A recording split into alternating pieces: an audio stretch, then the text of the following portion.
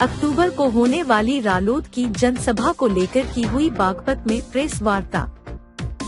रालोद के वरिष्ठ नेता डा योगेश जिंदल ने प्रेस वार्ता करते हुए कहा कि 30 अक्टूबर को चौधरी जयंत सिंह राष्ट्रीय अध्यक्ष बनने के बाद पहली बार राजनीतिक रूप से सभा का आयोजन कर रहे हैं। उन्होंने कहा कि सभा को ऐतिहासिक रूप से सफल बनाकर उनका हौसला और हिम्मत बढ़ानी है। उन्होंने कहा कि छपरौली से चौधरी जयंत सिंह को पगड़ी बांधने के बाद जो एक राजनीतिक आंधी उठी है वह तूफान के रूप में तब्दील हो चुकी है। आज हर समाज चौधरी जयंत सिंह की ओर इस अपेक्षा से देख रहा है कि वह चौधरी चरण सिंह की विचारधारा को आगे बढ़ आएंगे और सभी समाज को बराबर सम्मान देंगे। उन्होंने कहा कि हर समाज चौधरी जयंत सिंह में चौधरी चरण सिंह की छवि देख रहा है। चौधरी जयंत सिंह अपने दादा चौधरी चरण सिंह और अपने पिता किसान मसीहा चौधरी अजीत सिंह की परंपराओं को आगे बढ़ाते हुए हर समाज हर वर्ग के दिलों में अपना स्थान बना चुके हैं। उन्हीं ने कहा कि आज युवाओं में एक उत्साह और स्नेह चौधरी जयंत सिंह के प्रति देखा जा रहा है। सभी की एक ही इच्छा है कि चौधरी जयंत को उनके दादा के स्थान पर देखें। किसान आंदोलन के सवाल पर रालोद नेता योगेश जिंदल ने कहा कि भाजपा में सब लोग दुखी है, पूरे देश में अफरा तफरी का माहौल है, लोकतंत्र में किसी को बोलने का अधिकार नहीं है। मैं डॉक्टर योगेश जिंदल वैश्य समाज का प्रतिनिधित्व करता हूं और राष्ट्रीय आंदोलन का कार्य करता हूं। आज प्रेस वार्ता बुलाई गई थी, किन मुद्दों को लेकर प्रेस वार्ता बुलाई गई थी? आज की प्रेस वार्ता का जो मेन मुद्दा था वो हमारे माननीय चौधरी जयंत सिंह पूरे प्रदेश में पश्चिम प्रदेश में आशीर्वाद पथ यात्रा निकाल रहे हैं और उनके राष्ट्रीय अध्यक्ष बनने के बाद उनकी राजनीतिक पहली सभा है बड़ौत जनपद बागपत बड़ौत में, क्योंकि उनका कर्म क्षेत्र है। तो हम जो सभी कार्यकर्ता हैं जिला अध्यक्ष महोदय सभी की इच्छा ये है कि ऐतिहासिक रैली का रूप ले और सभी प्रदेश के सभी जिलों में कल मुरादनगर में और गंगों में रैली थी। बहुत जबरदस्त सम्मान और समर्थन मिल रहा है चौधरी जयंत जी को, सभी समाज का, सभी बिरादरियों का। तो उसी प्रक्रिया को आगे बढ़ाने के लिए और उसकी जो कार्य अपनी जो हमारी कार्य समिति की हमारी जो है जिला कमेटी की, उसकी ये रणनीति बनाई गई थी कल हमने हमारे बीच में कि भाई सभी गाँव में जाया जाएगा, सभी लोगों से निवेदन किया जाएगा कि वो अधिक से अधिक संख्या में बड़ौत आए 30 तारीख में और जयंत चौधरी का हाथ मजबूत करें। आगामी 2022 का चुनाव है, किसान का आंदोलन चल रहा है, किसान के आंदोलन के साय में चुनाव होगा, क्या कहेंगे? देखिए, आज किसान बहुत दुखी है, किसान की जमीनें छीनने का प्लान चल रहा है और सरकार पता नहीं किस हठधर्मिता के कारण वो किस दबाव में है भाजपा गवर्नमेंट। अगर वो किसानों को नहीं सुन रही है, 9-10 महीने हो गए आंदोलन को और कोई उनकी सुनवाई नहीं हो रही है। किसान दुखी है, परेशान है और किसान के साथ साथ व्यापारी परेशान है, मजदूर परेशान है। पूरा देश के अंदर एक माहौल अफरा तफरी का माहौल बन गया है। इसमें कोई शक नहीं है कि किसान, क्योंकि हमारी जो पार्टी है हमारी चौधरी चरण सिंह जी की विचारधारा की पार्टी है और चौधरी चरण सिंह जी किसान मजदूरों के और सभी के नेता रहे हैं। तो इसी विचारधारा को आगे बढ़ाने के लिए जयंत चौधरी संघर्ष कर रहे हैं। तो किसान आंदोलन है, ठीक है, उसमें चौधरी साहब को उसका लोकदल को उसका लाभ है, उसमें कोई बात नहीं कि हमारी किसान पार्टी है। हम इस बात को कहने में कोई संकोच नहीं है कि हमारी किसान पार्टी है तो उसका लाभ है, क्या दिक्कत है? कोई दिक्कत नहीं। लखीमपुर में घटना हुई है, क्या लखीमपुर की घटना के विषय में? लखीमपुर घटना एक सरकार के मंत्रियों का एक हिटलरशाही है। किसी का आंदोलन या किसी लोकतंत्र है, हर आदमी को अपनी बात कहने का अधिकार है, विरोध करने का अधिकार है। उस विरोध को आप कुचल नहीं सकते।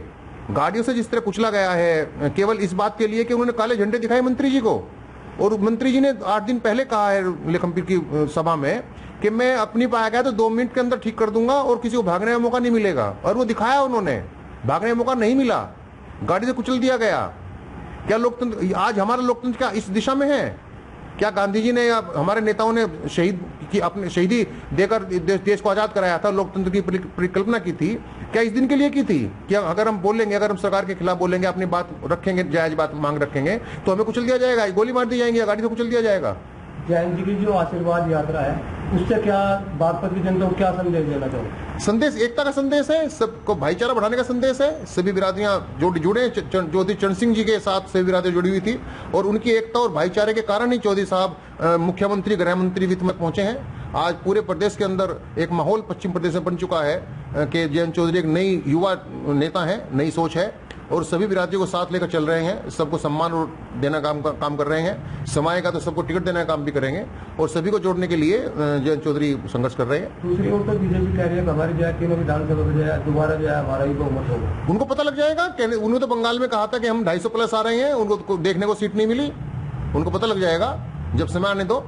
केवल झूठे प्रचार करने से या कुछ मीडिया के कुछ लोग उनके साथ गए हुए हैं, बिके हुए हैं। मैं सभी लोग ऐसे नहीं है, लेकिन कुछ लोग हैं, उनके प्रचार करने से ऐसा नहीं है। जनता तो समझ रही है, व्यापारी परेशान है, किसान परेशान है, मजदूर परेशान है, उनको वोट देगा कौन?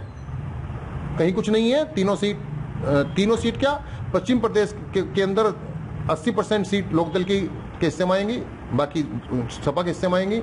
लोकदल और सपा सरकार बना रही है। केवल ये एक भ्रमित कर रहे हैं जनता को बंगाल की तरह से। मीडिया इनका है, उससे प्रचार कर रहे हैं हम जीत रहे हैं। सच्चाई ये है कि भाजपा की 100 सीट भी क्रॉस नहीं करेंगी उत्तर प्रदेश के अंदर। भाजपा कह रही है कि गन्ने का भुगतान हो चुका है और व्यापारियों की सुरक्षा के लिए अलग से एक गठन किया गया है। महिलाओं की सुरक्षा के लिए महिला सेल का गठन किया गया है। तो क्या कहेंगे इसके बारे में? केवल सेल का गठन करने से या व्यापारी सुरक्षा फोरम बनाने से कुछ नहीं होगा। आज व्यापारी परेशान है। आप देखिए 3-3 साल के बच्चे से रेप हो रहा है, 4-4 साल 55 साल के बच्चे से रेप होकर मारा जा रहा है। हमारे बडोली के अंदर अभी 6 साल, अभी 2 महीने पहले एक 6 साल की दलित लड़की और रेप करके मार दिया गया। क्या अगर महिला सेल बनने से यही सुरक्षा मिल रही है तो सेल ना बनाए, खत्म कर दे सेल को। अगर सेल बनाने से हमारे बच्चे के साथ बलात्कार होंगे, कहीं को बच्चा सुरक्षित नहीं है, कोई आम आदमी सुरक्षित नहीं है, तो क्या फायदा सेल बनाने का? क्या केवल सेल के नाम पर और भ्रष्टाचार किया जा रहा है? इसका मतलब सेल का लाभ, हमें लाभ बताइए ना।